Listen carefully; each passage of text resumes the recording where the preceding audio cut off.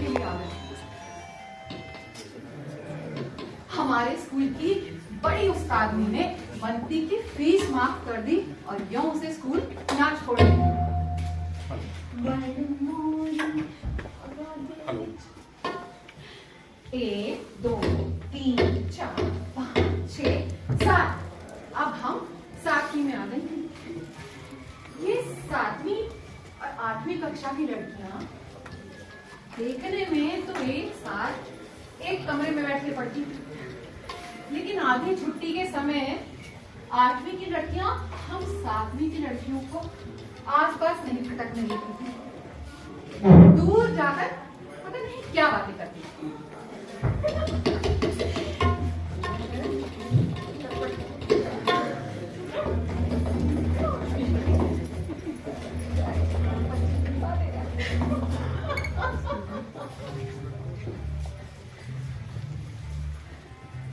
हमें 8वीं की लड़कियों को देखकर बहुत गुस्सा आता। हम ये सोचती थी कि जब हम 8वीं में चढ़ेंगी तो 7वीं की लड़कियों के साथ ऐसा कभी नहीं करेंगी। नास पिटियों को कौन समझाए कि र प हटा दो तो सारी बात समझ आती है हमें। अब हम 8वीं में चढ़ रहे और गर्मियों की छुट्टियों के बाद जब स्कूल खुले हमसे भी वही र प वाली बात हो गई जो हम सोचती थी कि कभी नहीं करेंगे। ये 13वां 14वां साल पता नहीं कैसा होगा। शायद एक दहलीज की तरह होता है बचपन और जवानी के बीच। इस वर्ष लड़कियों का एक फॉर्म दहलीज के घर और दूसरा फॉर्म दहलीज के घर होता है। बड़ मोरनी हाय बड़ मोरनी बागा दे विच नचा नचा वे बड़ मोरनी तू पहला बोला आजा मित्रा बड़ मोरनी पैर पैर मेरे हासे हुंदे पैर पैर में तेरे मैं दुनिया तो दूर हो गई दुनिया मेरे मेरी दुनिया में हाय मेरी दुनिया में और कोई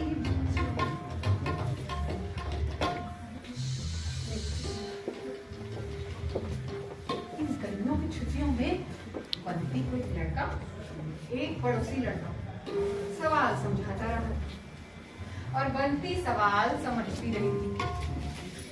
हर रोज छुट्टी में चुप कर उसकी बातें सुनती और जिस रोज बंटी उसकी बात ना सुनाती हमें लगता था जैसे छुट्टी कोई ही नहीं।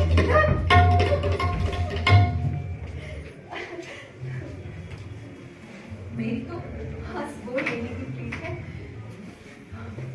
और मुझे क्या लेना है उससे और उसने क्या लेना है मुझसे। कभी कभी बंटी ऐसी बातें करके हम सबको टालने लग गई। बंटी दाग डालती लेकिन उसके चेहरे से प्रतीत होने लगा था कि ये हंस बोल लेने की प्रीत उसके कंठ से होकर दिल में उतरने लगी। तभी तो अक्सर उसकी जबान खुश हो जाती थी और वो कुछ बोल नहीं पाती। एक दिन उस पगली ने गणित की कॉपी में कुल 20 जगह राजू का नाम लिख लिया।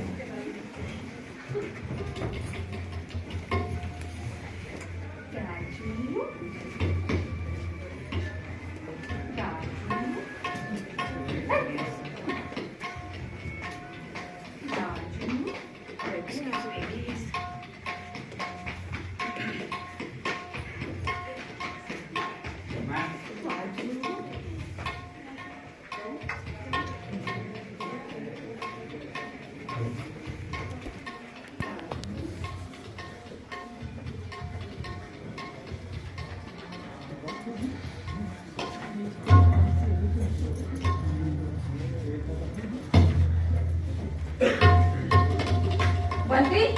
बंटी, मेरे कमरे में आओ।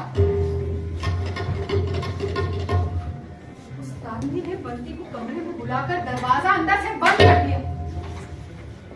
हम सब सहेलियों के चेहरे उतरे हुए थे और काफी देर बाद जब बंटी रो रो कर बाहर आई तो रो रो कर उसकी आंखें लाल हो चुकी थी।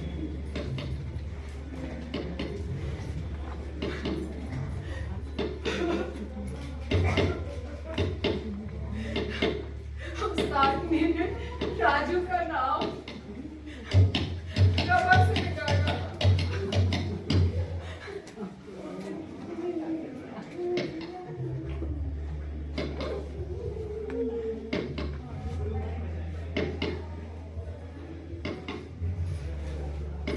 आठवीं कक्षा की नाव जब वार्षिक परीक्षा के किनारे आ लगी तो हम सब सहेलियां भी एक दूसरे से यात्रियों की तरह अलग हो गई। सबने अलग अलग स्कूलों में दाखिले लिए और बंटी सिलाई के स्कूल में चली गई। करीब 2 वर्ष बाद मुझे बंटी के विवाह का कार्ड मिला। जल्दी से कार्ड पर लड़के का नाम पढ़ा, राजू नहीं लिखा हुआ।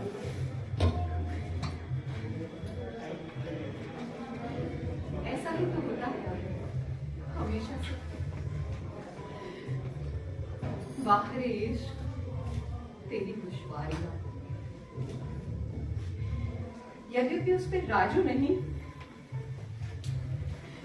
करमचंद लिखा था, फिर भी था वो विवाह का कार्ड और हर विवाह को बधाई लेने का हक होता है। सो मैं भी बंटी के विवाह पर उसे बधाई देने के लिए गई।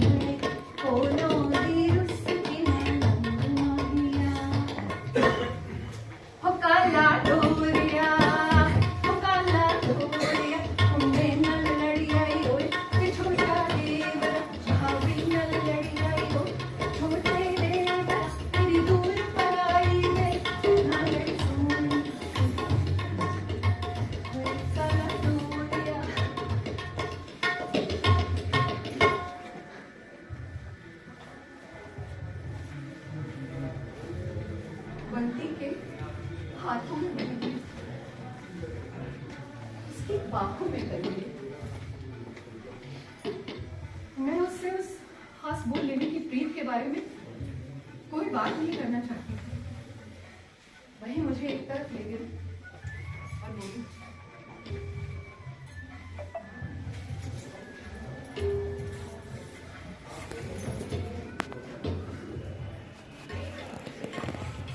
मेरी एक चीज संभाल कर रखो। क्या? एक रुमाल। ओहो, रुमाल तो तुम अपनी किसी चीज के साथ रख लो ना।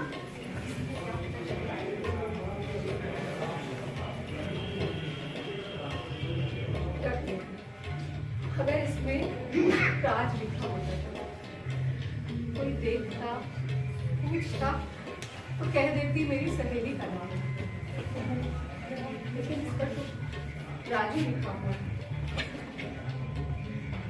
और राजू तो लड़कियों का नाम नहीं होता। एक बार उसने यूं ही अपना नाम इस पर लिख दिया और मैंने सुई लेकर धागे से चटाई कर दी। तो इसमें क्या करना है, धागा उठे डालो, उठे डालो।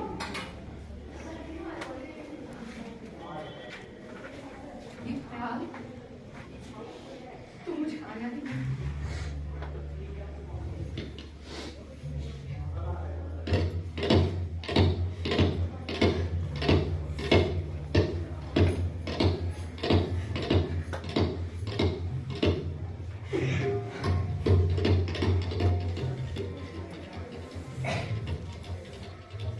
मेरा मन भर आया। बत्ती नहीं तो उस रुमाल पर राजू का नाम काटा था। बत्ती की ही कॉपी पर उस ताजवी में उसका नाम मिटा डाला। विवाह के कार्ड पर समाज में राजू का नाम न लिखा गया। और आज वही पंक्ति ही अपने मेहंदी लगे हाथों से राजू का नाम मिटा रही।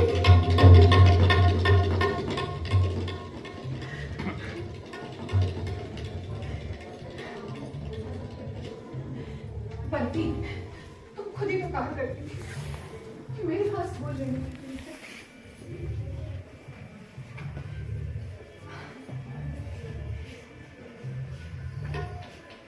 सोचा तो यही था, लेकिन ये हंस बोल देने का प्यार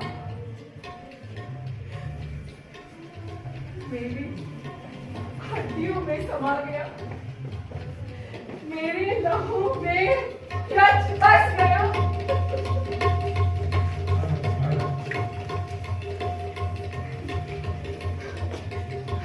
छोड़ो इन सब बातों को।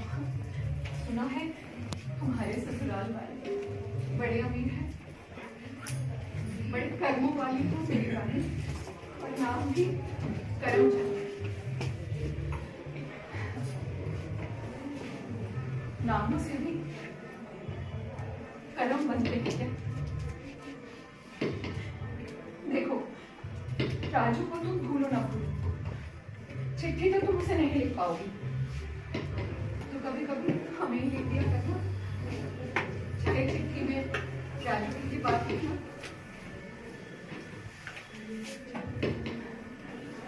अच्छा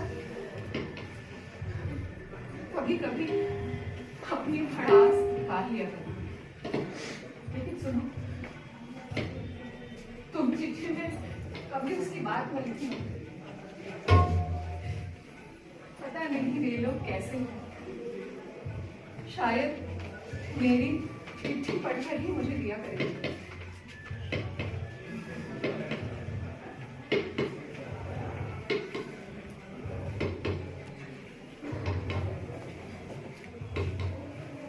कैसी मजबूरी हो गई कि सजना तो दूरी हो गई, ये मेरी यादें ना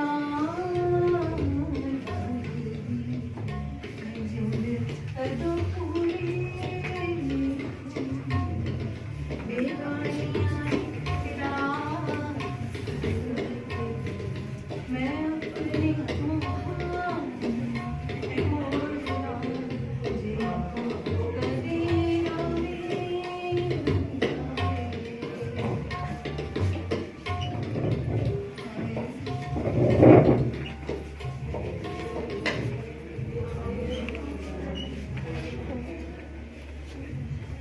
बंदी को ससुराल गए आज 15 वर्ष हो गए।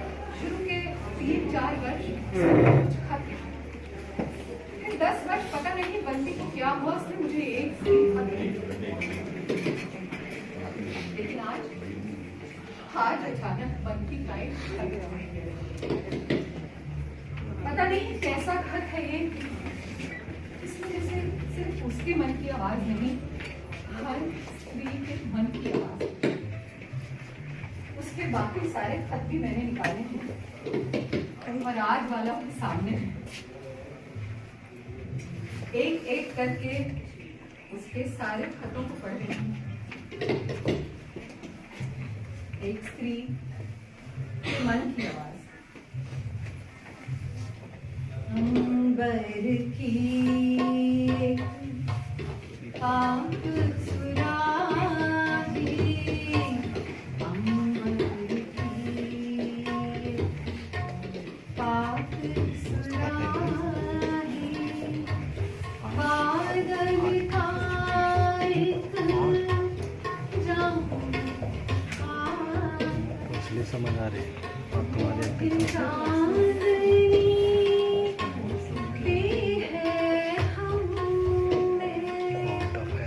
बात ऊपर की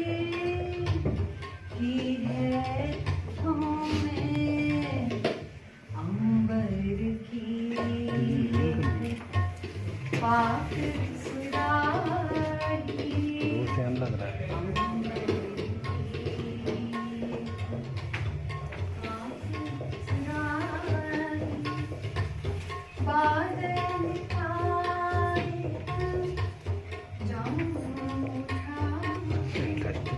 नेट खोलो।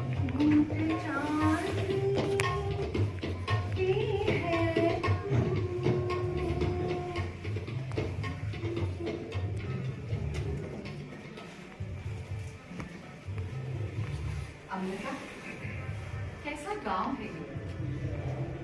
जो आज का काम वही